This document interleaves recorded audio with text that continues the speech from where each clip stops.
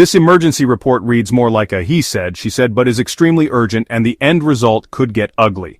Take a look and listen and see if you understand this translated article that no one in the mainstream media is talking about. The situation is tense, the stakes are high, and everyone is waiting to see what happens next in this high seas showdown. Stay until the end to learn about the improved IQD currency rate on April 4, 2025. A new conflict is brewing in the Gulf, and it's all about oil and who gets to sell it. The United States has been putting heavy pressure on Iran to stop selling oil, and now things are heating up even more. In a rare move, Iraq's oil minister Hayyan Abdul Ghani publicly accused Iran of faking Iraqi documents to sneak its oil past U.S. sanctions. This accusation was made during a TV interview and caught a lot of attention. Abdul Ghani claimed that U.S. forces had recently stopped some oil tankers in the Gulf. These ships were supposedly carrying Iranian oil, but they had documents saying the oil came from Iraq. Iraq told U.S. officials that the papers were fake and that the oil wasn't theirs at all. Iran quickly denied everything. Deputy Petroleum Minister Ali Mohammed Mousavi said the claims were completely false and just part of America's plan to hurt Iran's economy. He also said Abdul Ghani had only repeated what U.S. officials told him and hadn't made the claim himself. But an independent fact-checking website called Factnama said that wasn't true. Abdul Ghani had clearly made the claim himself. As the argument continued, Iran's top oil official, Mohsen Paknejad, called his Iraqi counterpart. He warned Iraq not to fall for tricks meant to damage the friendly relationship between the two countries and said Iran always follows proper trade rules when it exports oil. Meanwhile, Iran's foreign minister Abbas Araghchi also made a call to Iraq's foreign minister. He said that neighbors should stick together and not help the U.S. divide the region.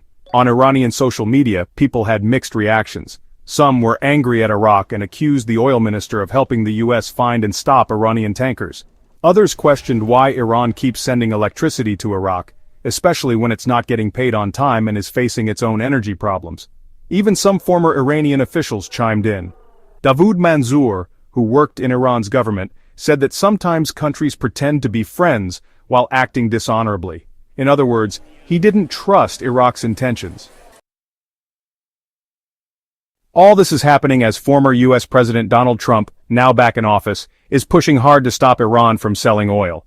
He wants Iran's oil exports to drop to zero, though he also says he's open to making a peace deal with the country. The U.S. has even taken direct action. In March, it placed new sanctions on Iran's oil minister and ships that secretly move Iranian oil. A hacker group claimed they shut down communications on over 100 Iranian oil tankers. It's not clear who's behind the hack, but it added more tension to the situation. In another bold move, the U.S. also punished a Chinese oil refinery for buying Iranian oil. This surprised many because small Chinese refineries are some of Iran's most important customers. Iran has a history of fighting back when its oil is taken. In 2023, it seized a U.S.-chartered ship in response to America grabbing an Iranian oil shipment. And in 2022, Iran captured 2 Greek ships when Greece agreed to hand over Iranian oil to the U.S.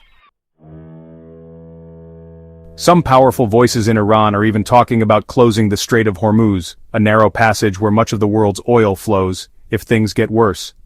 Over the past few years, Iranian and U.S. naval forces have had tense encounters in the Gulf, with each side blaming the other. If the U.S. keeps trying to block Iran's oil exports, there could be even more trouble at sea. Iran might respond by capturing ships or using cyber attacks to mess with global oil trading systems. And while the U.S. is watching Iran's oil trade with China, oil trade between China and Iran is unlikely to stop.